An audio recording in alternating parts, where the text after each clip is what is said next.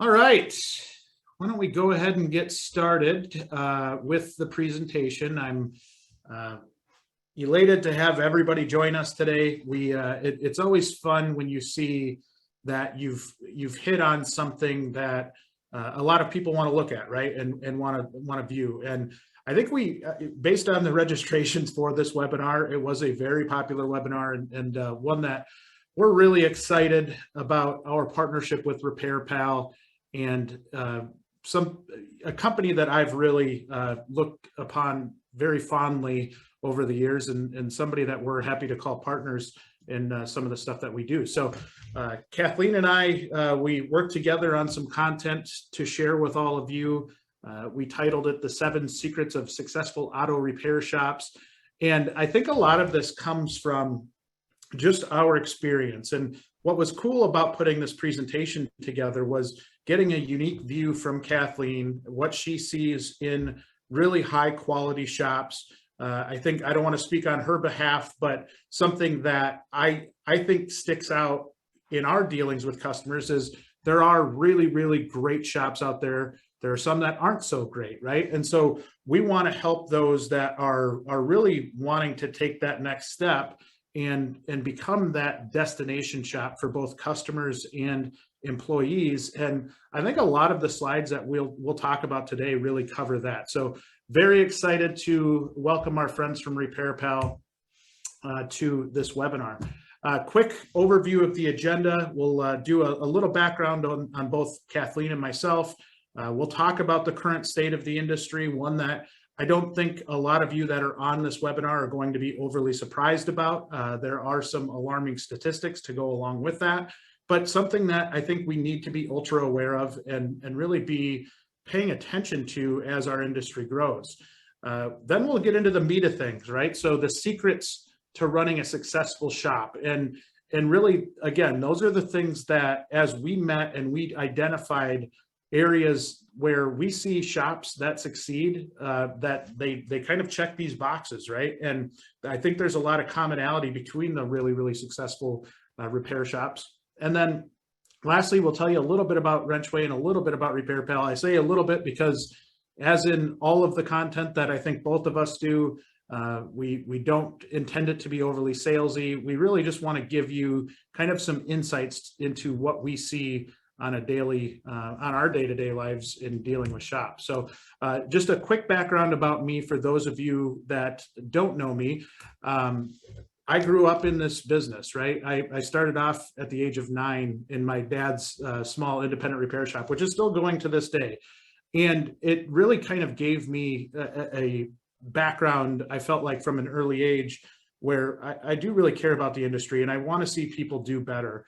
And I think that's hopefully what we do in our content. We want shops to treat their people well. We want shops to be profitable. And I think this is, really a kind of a summarization of that, right? Of all of the different things from my past. And hopefully we can share some of that. I founded the company Find a Wrench in 2017. That quickly grew. We actually co-founded with my business partner, Mark Wilson, WrenchWay in 2020. Really cool platform that we're hitting on a lot of things that I think will be impactful and help the industry as a whole. Very mission focused in general, as I think you'll see with RepairPal the same. And then lastly, the host of the Beyond the Wrench podcast. I'm certainly not an expert podcaster by any stretch of the imagination, but it's really cool because we get to have really smart people on and talk about topics that are relevant to all of us. So being able to have smart people on, I think, is always great. And Kathleen, I'm going to let you kind of talk a little bit about yourself. I'll get out of the way here for a little bit. Awesome. Thank you, Jay. So I'm really excited to be here and to talk about the 7 secrets of running a successful auto repair shop. And I am not going to say that 7 times fast because it's impossible. But I love sharing with shop audiences some of the great things that shops are doing. It's very easy to get caught up in the day-to-day when you're running a repair shop because there's so many details that you have to attend to make that shop, run effectively and efficiently. And sometimes when you're doing that, you miss that there's things out there that can help you. And I have a very strong belief in WrenchWay and their mission and what they're aiming to do. And so I'm pleased to bring this to our shops and to shops in general, to help out, with the very important thing, which is hiring and retaining technicians. About me, I've been working with small businesses for over 25 years.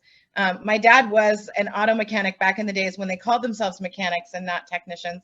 But he eventually left that job and went to work for Boeing and worked on a slightly bigger engine on the Boeing airplanes and things like that. And I have to admit, when I was a little girl, I never thought that I was going to get into automotive, because I was bored out of my mind with my dad dragging me around to these shops and having all these conversations about things that I really didn't know what was going on. And all of that adult talk was very boring for me.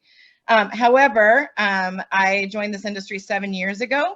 And my job, very simply put, is to work with our shops and our partners, and through that interaction to create really great consumer experiences at finding the right auto repair shop and getting their car fixed, make an unpleasant situation, often for a consumer, as good as it can possibly be. And I'm a champion for women in the industry, women in leadership everywhere. And I think that's something that's important to consider, is, the diversity and inclusion aspect of our industry. And I'm starting to get more involved with that as well, so that little girls who are hanging out with their dads, in auto repair shops, feel like it's also a place for them. I might have gotten into automotive much sooner if I had known that, or I had felt that way. So in any case, I'm here now, and I'm happy to be part of this webinar as well. Very, very much needed. And, I think we talk a lot about that really inclusion piece. And I think that is really, really vital. So I applaud you and your mission there as well. Let's start with the state of the industry in general. And I think at some point we probably get nauseated by looking at these stats because we look at them all the time, right? And I think if you pick up any type of trade publication, or really even I put out a copy or a picture of a Barron's last week that talked about the labor shortage in general. But this is something we've been feeling for a while, and only I feel like recently have we really, really started to feel it. It is really, really started to hurt us, right? And you can see the stats, 624,000 technicians are needed by 2024. That's a big gap to cover. And so in order for us to run profitable businesses, and in order for us to have good people in those businesses, we need to change some things, right? And we need to look at really why those shops are trying to stick out, because you have to. It's really, really difficult at this point. But and I mean, we don't want this to be kind of a scary stat, because it can be. If you see the next stat of we're needing over 100,000 techs in 3 years, that can be overwhelming, and it's not going to happen overnight. We've kind of dug ourselves a hole, and we got to figure out how to get out of that. And you see the last stat, retail part sales are down 22% because modern cars are more difficult to repair on a DIY basis, do-it-yourself basis. And so shops are becoming ever more important. I don't think that's a surprise, but this is not getting easier either, right? So not only do we need more people, we need more quality people. We need the people that really have the brains to be able to diagnose and repair this stuff. We've got a huge number of really talented people in the industry, and really being able to kind of drive that forward and show why our industry is great is important to not only your shop, but the whole industry in general. So we'll dive into that a little bit more as we kind of dive into the meat of the presentation, which is where we're going to go now. So this is the 7 secrets that we came up with that really stuck out to us. These are things and qualities that we see in shops that are really drivers to becoming a great business. And for all those reasons we just talked about of why it's important to become a really, really top quality shop, if you're not already, these kind of hit home on all of those points. So the first slide, I'm gonna let it kind of give it to you. Yeah, absolutely. So first topic here is be on your mission. And so let me, dive right into what that means.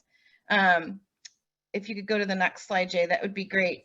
So a mission-driven company is one that has a pronounced, visible reason why they're doing business. So Jay mentioned in the beginning that both RepairPal and WrenchWay are mission-driven businesses. We stand for something, and we are here and we exist to solve a very real problem, different problems, but complementary ones. And so RepairPal is actually a consumer mission-driven company. We want to help consumers find the very best auto repair shops that they can trust. And we've done the work of vetting and sorting to so that they don't have to, and we know that they're going to get a great experience at one of our shops. And so being on our mission means that we have a lot of benefits as a company that I think are important. So one is mission-driven employees are 54% more likely to stay for 5 years at a company and 30% more likely to grow into high performers. So when you've got something that people can buy into and that they really want to be a part of, and you drive that through your organization as your reason for being, and you make it a part of the fabric of who you are, employees, that resonates with employees. So, you know, what is a mission statement? A mission statement is a simple action-oriented statement that explains your company's purpose. And so in terms of a repair shop, it summarizes what your repair facility does for customers, employees, and owners. In short, you're explaining what you do and why you do it within a mission statement.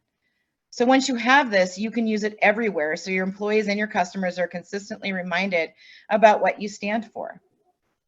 And so I'm going to show you some examples here on the next few slides so that you can get some idea about that. But first, let's talk a little bit about how you develop a mission. And then we're going to look at some companies that I think have done a particularly good job.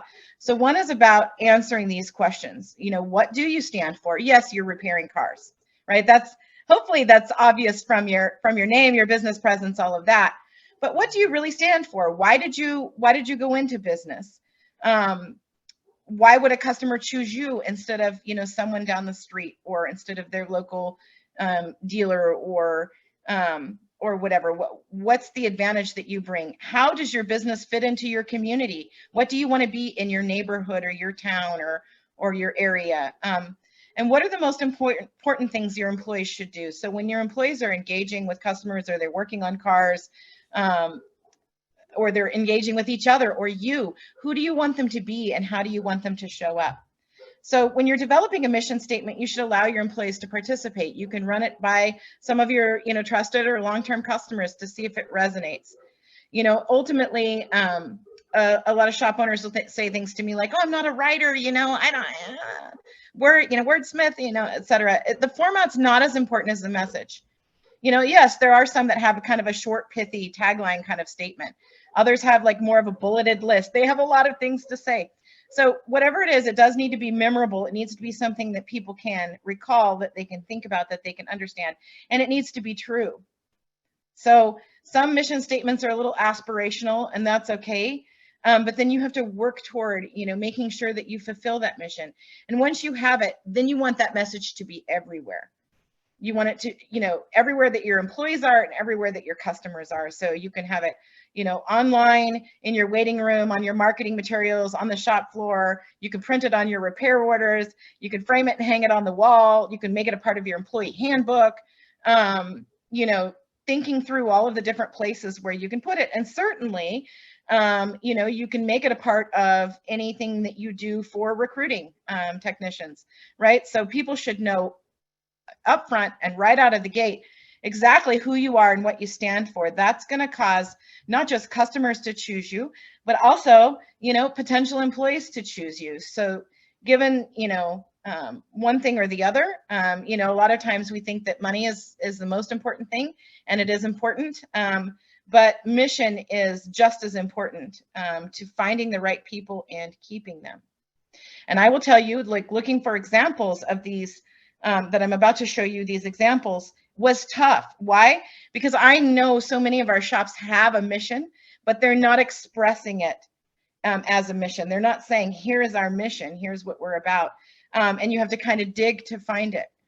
So I would encourage, I know there are people on the call that don't have their mission front and center. So I would encourage everyone to take that away. And as just a short side note about participating in webinars like this hour of your time is very valuable time. And you will only get something out of this if you take something away from this and then do something with it.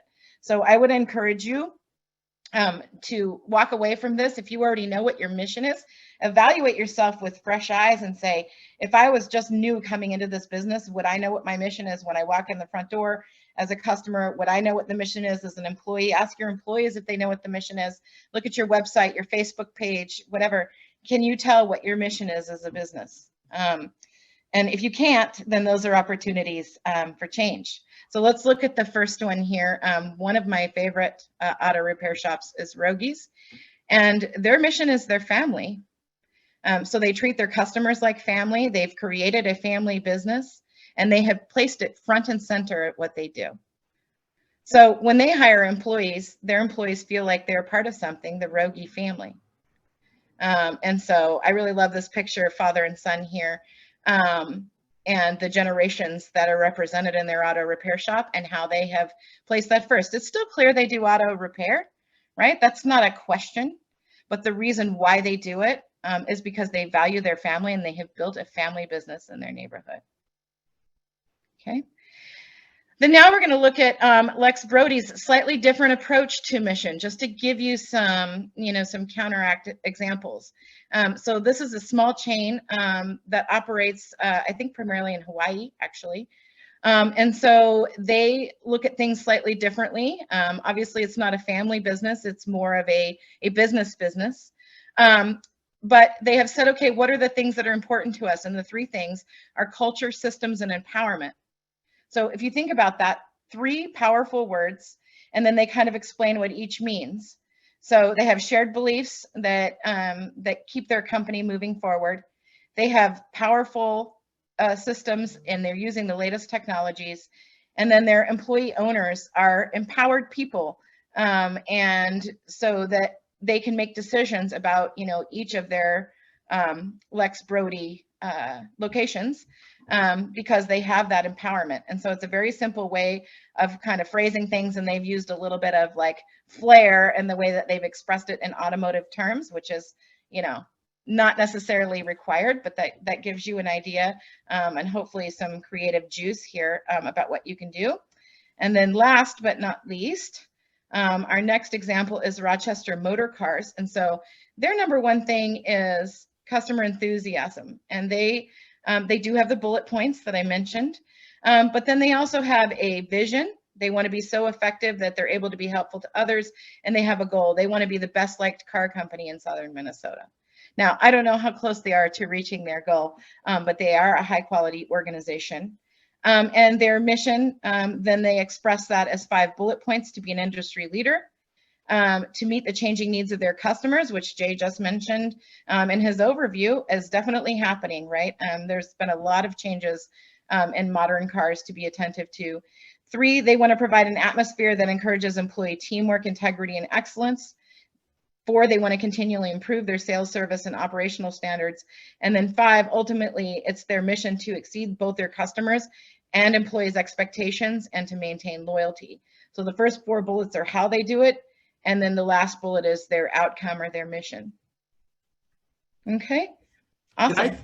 And I think there's a lot of parallels to how you treat customers and how you treat employees, right? And I think you see that, that there can be a lot of the mission was customer driven in that last one, but those same principles really apply to the team. And when we talk about the team, this is a really good segue to my piece of this here, right? And it's hiring the right people. And I don't think it's a surprise to anybody that hiring the right people is a major, major point with highly successful shops. And so you can see here that the average cost of a bad hiring decision is at least 30% of an individual's first year's salary. And how they came up with that number is it's a result of lost productivity. So that's very similar to us, right? This is not just a statistic for the automotive or diesel industries. This is just a general statistic. And I would argue that these could be worse on our side, right? If a bay is open because you can't find somebody, it may cost you more, but lost productivity, expenses in hiring, recruiting, and training. We all know how hard it is to find a technician or even somebody in the front office. And the time it takes to train them is a long time, right? It's complicated. There's a lot of systems now. There's a lot of training in general, on top of just general kind of acclimation to the shop. There's a lot that goes into that.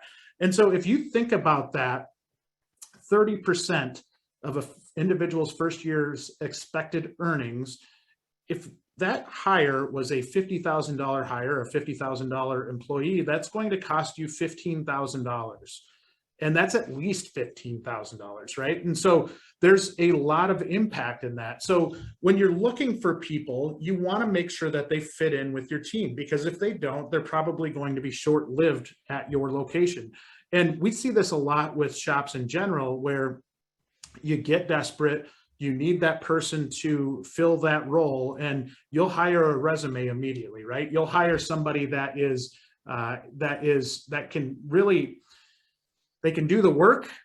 They might be an excellent technician, but maybe they just don't fit your culture. I've had shops myself that are that way, and it makes life really, really difficult. And so being able to find not only people that can do the job, but the people that fit the culture. And when we're already so far behind on hiring people or getting people into the industry in general, that's a real problem, right? So being able to find fit is a huge, huge deal. Now, the tips that I have for recruiting and hiring the right people is, one, being proactive. You have to have a strategy and you have to execute on that strategy. We talk about it a lot in a lot of the content that we do, but we do that because it's important. We want to hammer this home. If you just sit on your hands and approach this like you did 20 years ago, you're going to be struggling. It's a simple math problem that there's not enough people out there to fill all of these roles. So what are you doing to create a great environment, a great company, and what are you doing to really just kind of draw people in, draw quality people in? Employee referral programs work really good for this, right? We have a recruiting piece on the Find a Wrench side, but really it's still word of mouth as the most impactful piece or the most impactful way to find people. The best way to get word of mouth is to treat your internal employees really, really good, because they're going to go tell their friends about that.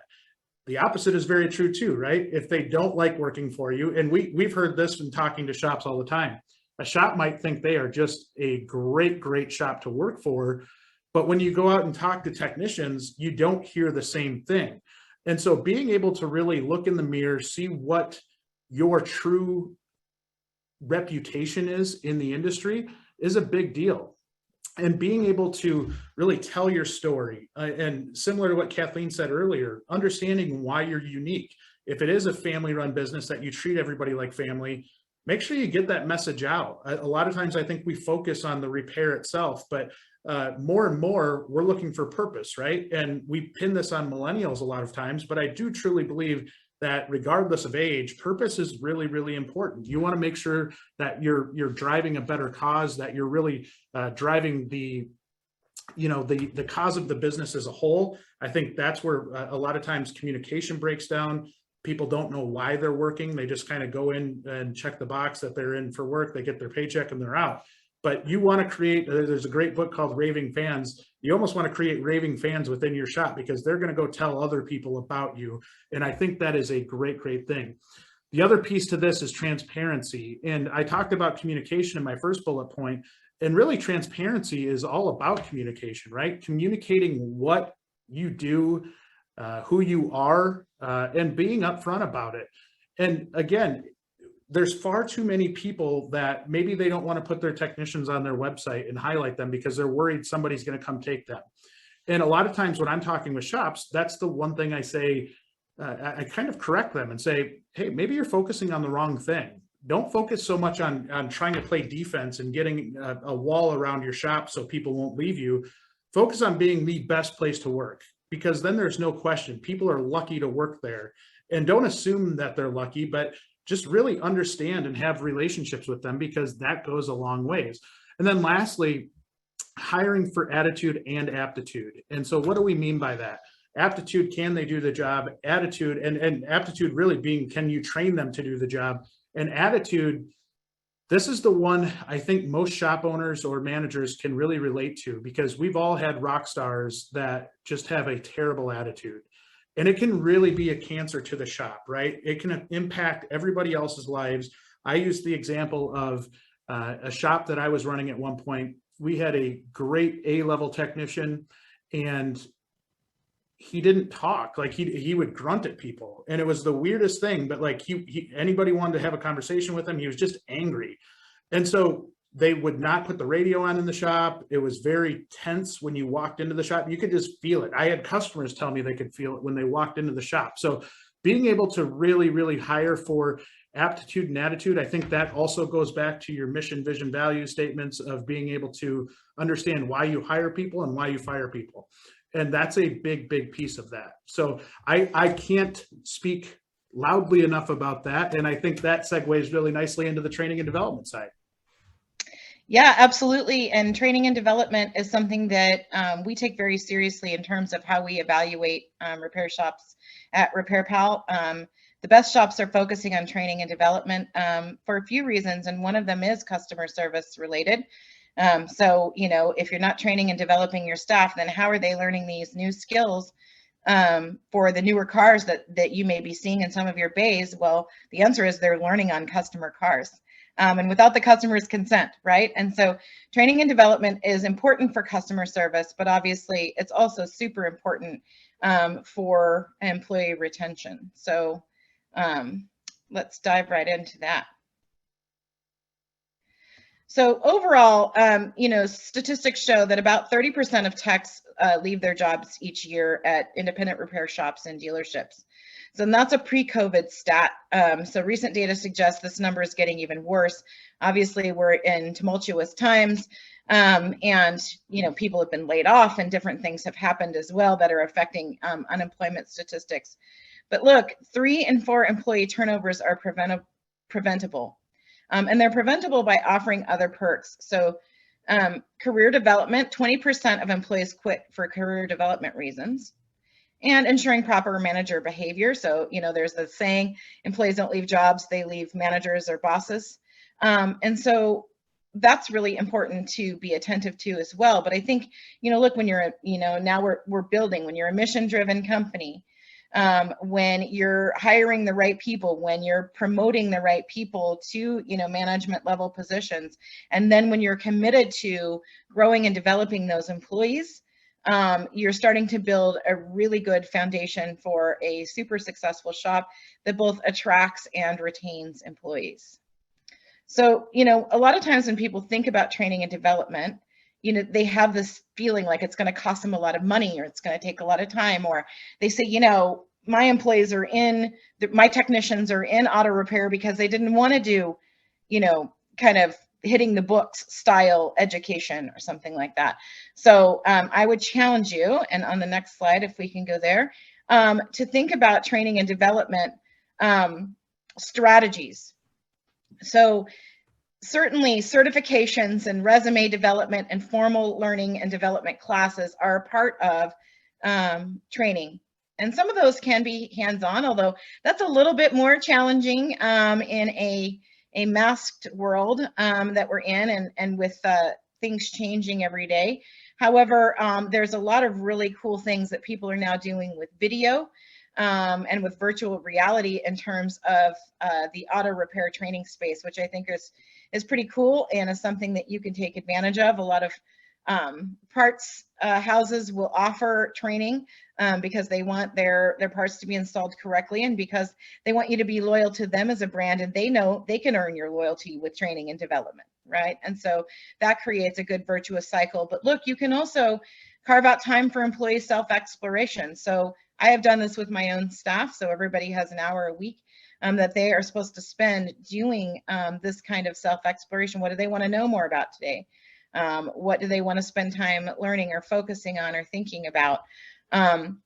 Shadowing other employees. Certainly when you have, you know, your master techs or your, you know, your most experienced technicians, or maybe you yourself are the master, allowing someone to shadow you while you do what you do and teaching them that way is a really great way to learn. You can have lunch and learns, bring in, pizza, and, have somebody cover a topic. These are all low-cost ways of getting information to people that show, especially when you formalize these programs, that you have a focus on training and development.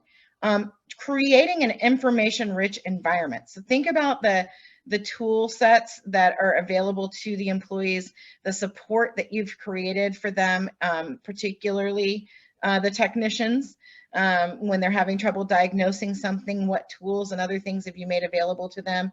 Having the shop floor laid out to where, if they need access to schematics, or they have a question, or they need some additional support, whether it's from another staff member or it's from a third party, that they have access to do that, and they're able to look things up. Where do they have to go to get access to TSBs or recalls or other things that might pertain to the customer's vehicle?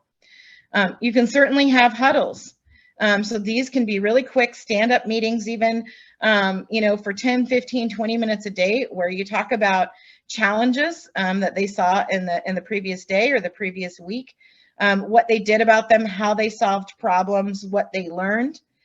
So where you're focusing on a learn, teach, learn style, employees will share with each other what they've learned, and also provide some of that training and development.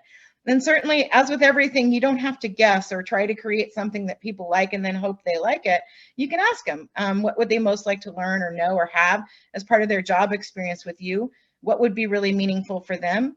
And then make sure that when you hire and promote managers, that you're promoting people who are not just great at their jobs, and who uphold, the standards of your particular business, but that who are also committed to sharing their knowledge and developing other staff members, because that's going to go, a long way, and it's an important part of leadership.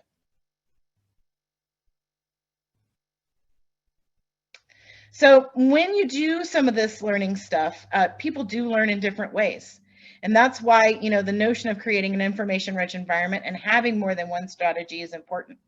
So in the US in general, about 80% of people are visual learners. So you're going to do well with visual aids. So whether those are, charts, wiring diagrams, schematics, etc., demonstrations, videos are great for these folks. Some people are auditory learners, myself included. They learn by having somebody verbally explain something to them. Video content's actually great for both visual and auditory learners because they can hear it and see it at the same time. A lot of people in shops, particularly technicians, which it's important to obviously to learn, grow, and develop your front of house folks as well, right? So the people who interact with customers, your service writers, your service managers, those are all important people to grow and develop as well. But a lot of the people that are working on the cars, they're going to be hands-on learners. They're going to relate to the physical world better than they do to theoretical concepts or reading something in a book or whatever. And so the extent to which you can provide hands-on learning is great. And again, a little bit of a challenge in the world that we're in right now. And so really, if you haven't, check out some of the virtual reality stuff that's being put together right now. It's pretty interesting, and for some things, it's entirely useful and very relevant.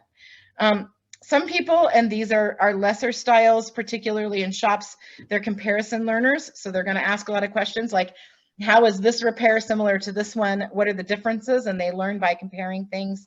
And then you do definitely have readers, and they're the ones that really read the fine print and want to take their time digging into the textbook.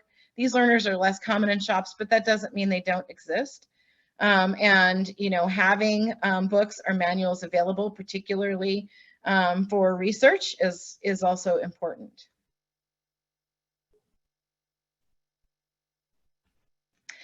And the next, let's talk about how you are pricing for your services. So now you have a quality business, you've got your mission nailed, you've got really well-trained employees, and they're going to do a terrific job. They're not learning on that customer car. They already know what they're doing, and they're surrounded by the right resources. They've got good tool sets, and you're doing amazing work, right? You are a great business. So what is important is that you not only price fairly for the consumer, but that you price fairly for yourself as well. You have a right to charge money for the excellence and service that you're providing to your customers, and that will allow you to pay your employees fairly as well. So everyone needs to benefit, you know, in the way that you run your business. You need to benefit, your employees need to benefit, your community and the people you serve need to benefit, and that's what's going to make your business really, really strong. So look, having fair pricing also lends itself to transparency. So consumers are checking prices these days. 92% of them are checking prices. And that's from a survey that we've done continuously over the years from 2014 to 2019. And we suspended some of the surveying during COVID, but we'll probably pick it up again. And I expect this statistic to continue to rise.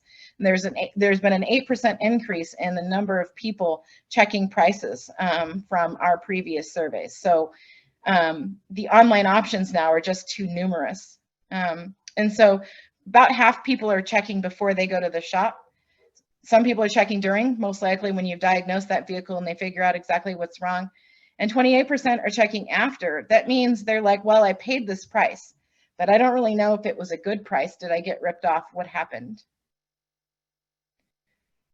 And so then that's where the RepairPal Fair Price Estimator comes into play. It's a trust building tool that emphasizes shop's commitment to fair and transparent pricing. It is an independent standard that you can use to refer your customers to, and it's available on our website for anyone to use, certified shop or not. To build trust with potential and current customers, if you price fairly, so you can earn a profit and you can invest in your business and employees.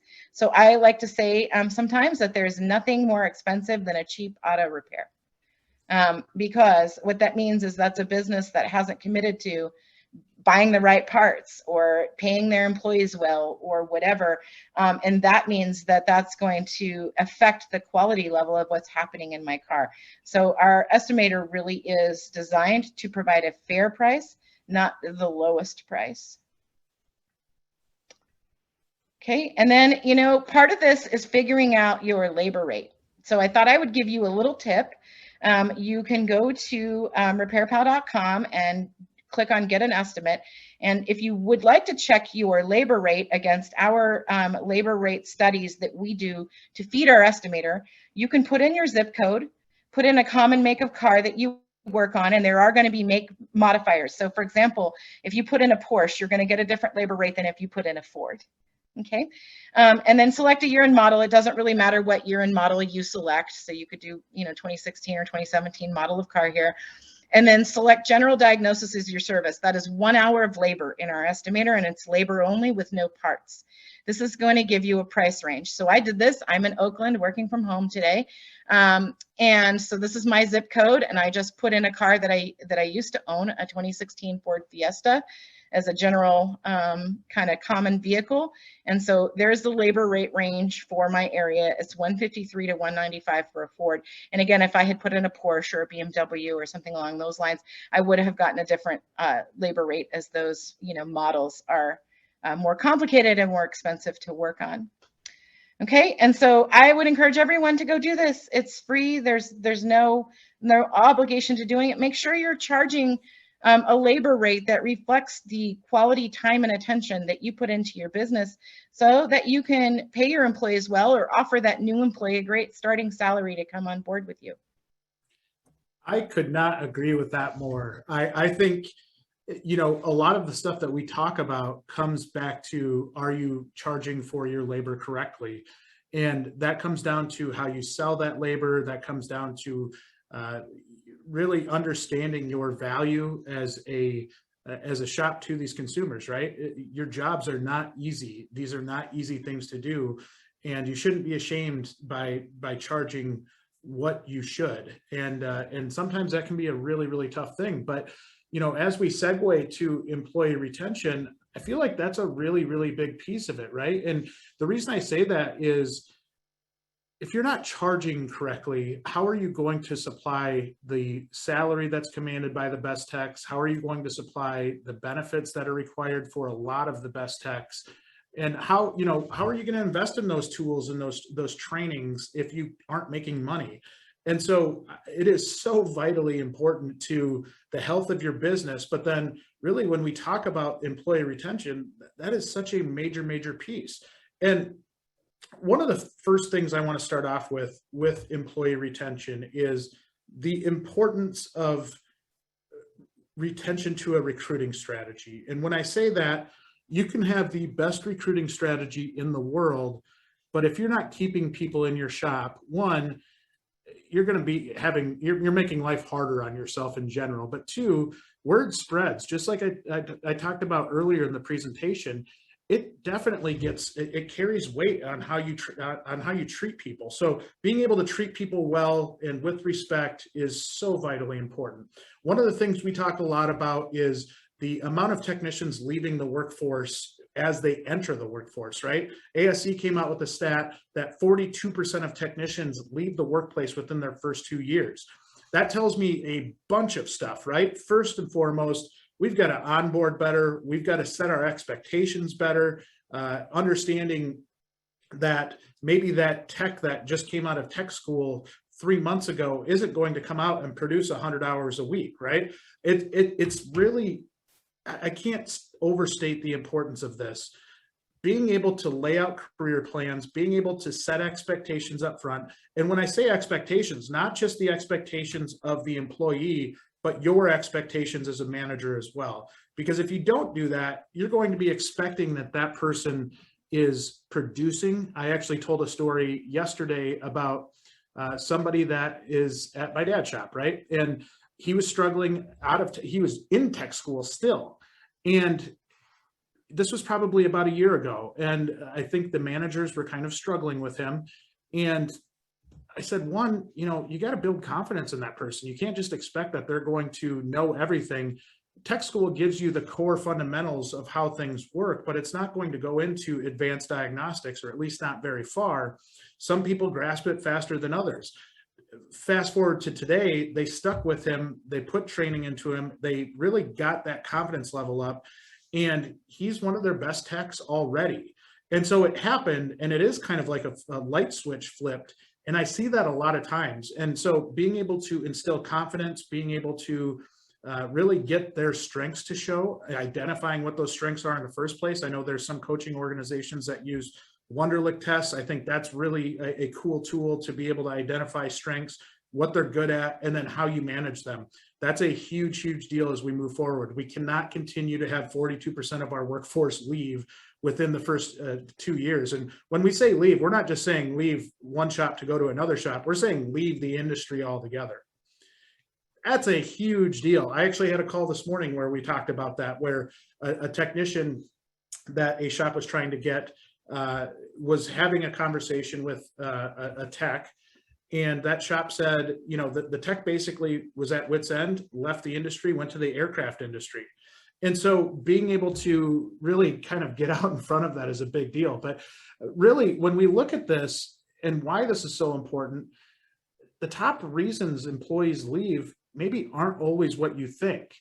First and foremost, there's times where they just don't feel challenged. They might get bored after a while, especially, I mean, if you can imagine a tech at a dealership doing the same recall over and over and over again, that probably gets to feel more like assembly line type work than it does challenging them. And these are some really bright people, so they want to be challenged. They could be looking for a higher salary. Similar to what Kathleen said in being able to look at a labor rate, how are you looking at where you stand at with your salaries? It can really be kind of a bucket of water over the head when you look at it. And it's as simple as going to Indeed and looking around and seeing what people are paying to see if you're on par with them, right? I would encourage you to be a little bit higher than on par. Be competitive, be the destination shop. The salary is obviously a big piece of that. But lastly, feeling uninspired. A lot of times we have shops that might have a manager that maybe was a technician or might not be the strongest communicator or leader. I use leader as a prime example here because you have to be a leader. It can't just be checking the box of getting cars in and out every day. You've got to inspire people to do better, to reach for their goals and really reach their maximum potential.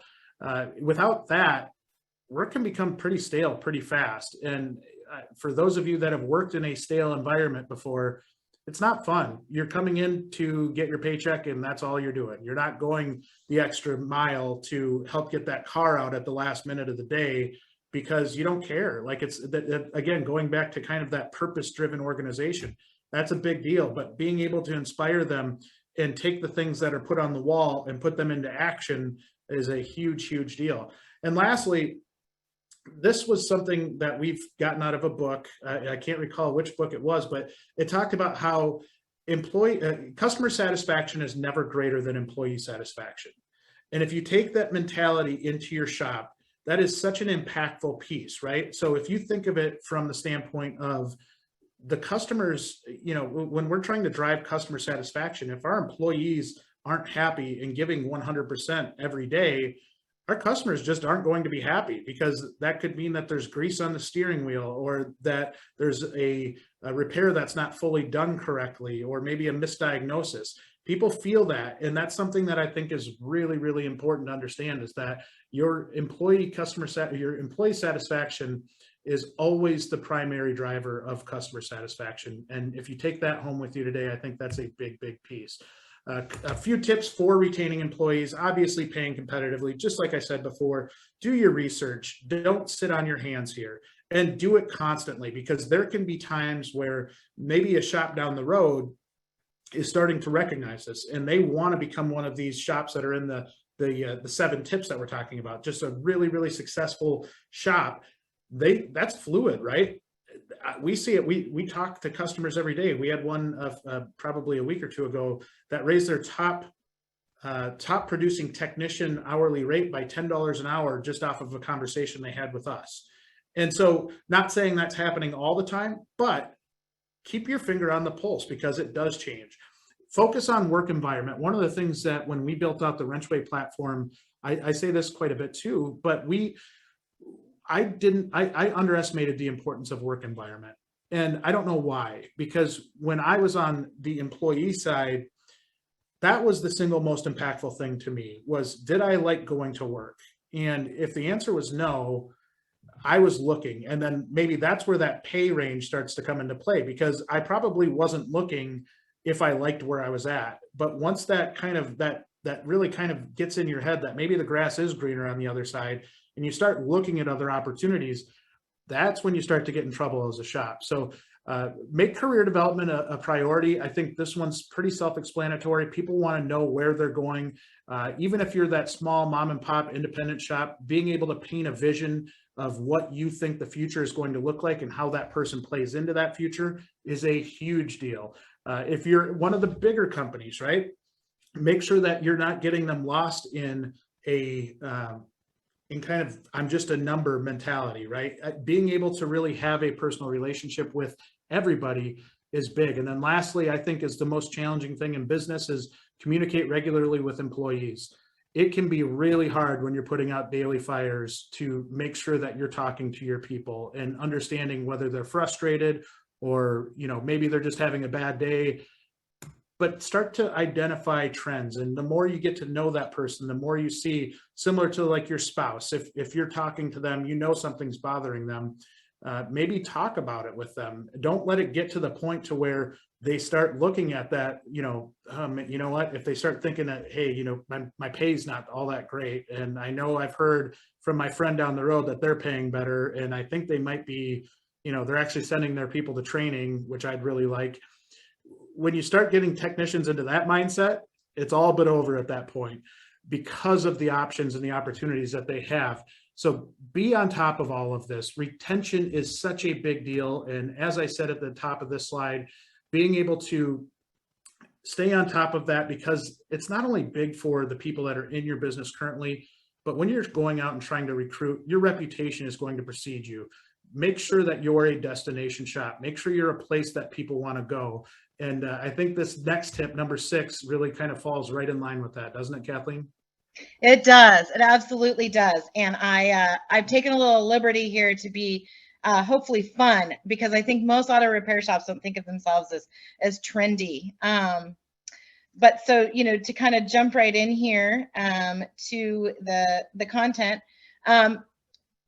look, you want to be a modern auto repair shop. So in order to attract, new talent, in order to attract, the cars of today to show that you're able to handle it, you need a modern online presence. And so this is going to help you attract both employees and customers. Like so many of the things that we're talking about overall create a great shop presence for both audiences. And so having a clean, modern website, having a social media presence on at least 1 to 2 major sites. And I say this because you don't need to be everywhere. Look, I feel old anytime I talk to people about all the social networks that have cropped up, right? And so my son is 22, so I asked him, I said, are you on TikTok? And he said, no. And I said, good, I have no reason to be, right? So look, you don't have to be on all of those if that's not your thing. But having a social presence on at least 1 or 2 major sites, again, just helps to establish your presence in your community and in your virtual community. And then having up-to-date business listings on reputable sites. So Google's super important. Everyone's pretty much using Google for search. You want to make sure your profile there is up to date. RepairPal, Ask Patty, etc. You can do a search for your auto repair shop in Google and just see where you pop up and make sure whatever directories or places where you're listed have up-to-date and current information. You want to have clean listings on common job research sites like, LinkedIn or Glassdoor or, obviously WrenchWay. And you want to have extra credit, you can earn extra credit by having a blog and including some multimedia content there as well.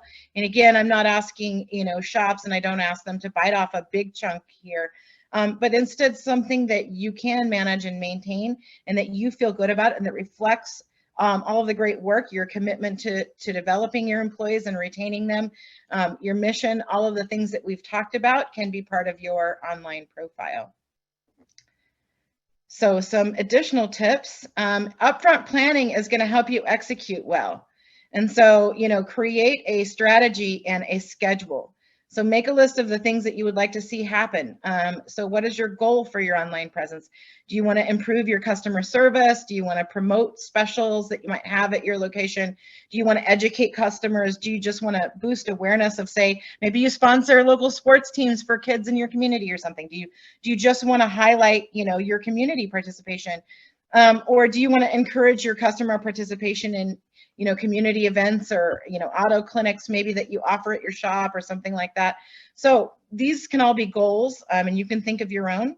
And then under each topic or each goal that you have, what are the things that you could share that would support that goal? And then get yourself a big, a big calendar. If you're a physical person, get yourself one of those big desk calendars, or set up a spreadsheet or a basic online calendar. My team for social uses Trello. So that's as easy online tool that you can use for planning these kinds of things, but it does not have to be complicated. You don't need new software if you don't want it. And then start with a frequency you can manage. Fill out your calendar, put seasonal things that are seasonally related on the appropriate dates. If you're going to share something about winterizing your car, you probably don't want to share that in June, right? So make it make sense. And then just start with at least 6 months worth of articles and topic ideas. And then have your staff share their tips, ideas, and aha moments from their recent training experiences. That is a great way to get the most out of the training and development that you've invested in your employees, is to have them share things either with you or, directly to some of your social media if they have that bent or are good at it. Okay.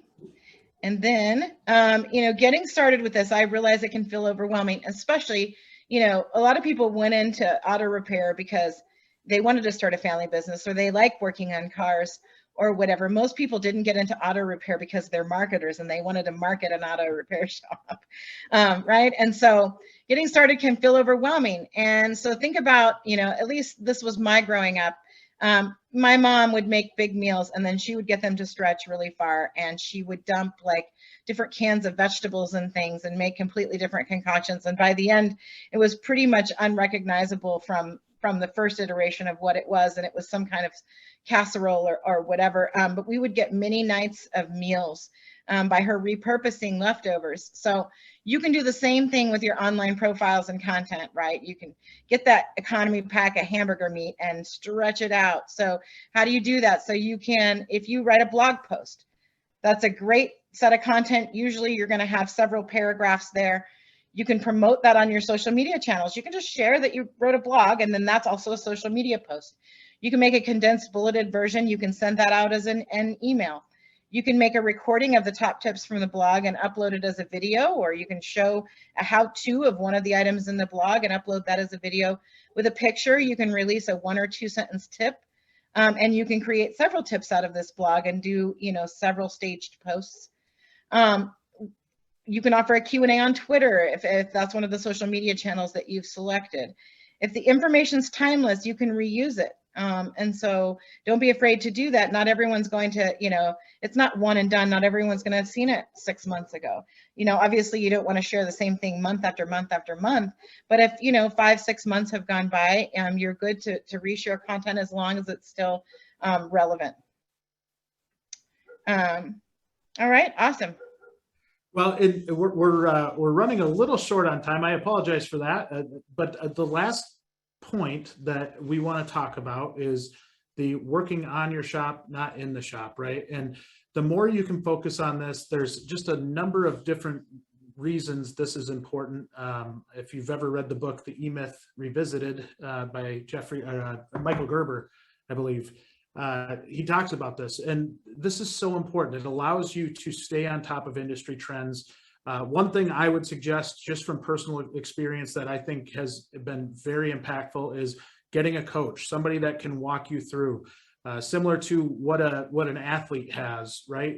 The more you can get those, that coaching, that kind of, even from a standpoint of management, at times you can get run down a little bit, having a coach being able to pick you up a little bit, but really being able to use that coach to set those KPIs.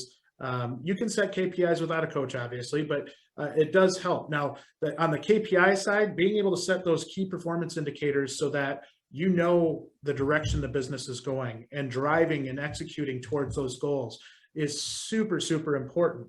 Processes help do that, right? So the more you can put structure around how you're going to do something is a big deal. And then lastly, hold employees accountable. One of the things that I think, and one of the reasons this is hugely important, is if you've got your KPIs, you've got your processes in place, now you know what you're going to do. And this allows you to hold employees accountable because you've had conversations with them up front about what your missions are, what your goals are. And the more you have that structure, the more you're able to say, hey, you know what, we didn't get to this point, why not? And so I think this is a really, really important thing to take home, is that without the processes, without the KPIs, and without just really working on your business, it is really hard to hold your employees accountable, because a lot of times they don't know what they're being held accountable for. So clarity there is gigantic. Anything you can do to put structure around your business so that you don't have to be there every day, or even if you're not there, that the business still runs very, very well, is really, really critical. So, and accountability in employees and management everywhere is a big, big deal in the best shops that we see. So, to summarize everything that we talked about today, one, be on your mission, know what your mission is, and drive everybody toward it. Hire the right people, not just the next warm body, but the right people, and then get them through training and development programs. Be intentional about that. That is a huge, huge deal. The fair and transparent pricing is a big deal as well. Love the comments that we've had about what RepairPal's got for the labor rate estimator. That is a really, really cool tool. Focus on keeping the people you have happy, so that retention side. Be trendy, stick out, be unique. I think that is such a underutilized strategy. And then finally, what we closed out with, working on the shop, not in it. A lot of things that I think all of you can take home, and maybe one thing's not the right fit for all of you, but be able to take pieces out of this and hopefully improve your business. Lastly, here's our contact information for both Kathleen and I, and feel free to reach out to either of us. I think we're both pretty open books, and and love talking to everybody in industry about these things. As we talked about before, this will be shared so you can see our information there, and you can reach out to us. I think, Kathleen, I don't want to speak for you, but I think we're more than willing to help out whenever we can, aren't we? Absolutely. We sure are, yes. And you can absolutely speak for me in that way. I'd love to hear from anybody about anything that you have questions about, or what this may have sparked for you, or help you in any way that I can. Great. And again, want to thank everybody at RepairPal. They're a great company. They're a great partner. I would highly recommend you going out and talking with them, seeing what their platform is all about. It is really, really impressive. From the WrenchWay side, it's a great partnership for us just because both sides are very mission driven. So thank you to everybody that attended. We actually ran out of time before we got time for questions. So if you do have questions, feel free to email them to us. We will get to them and we will answer them for you. But truly appreciate everybody out there joining us, and hope everybody has a great day. Thank you so much.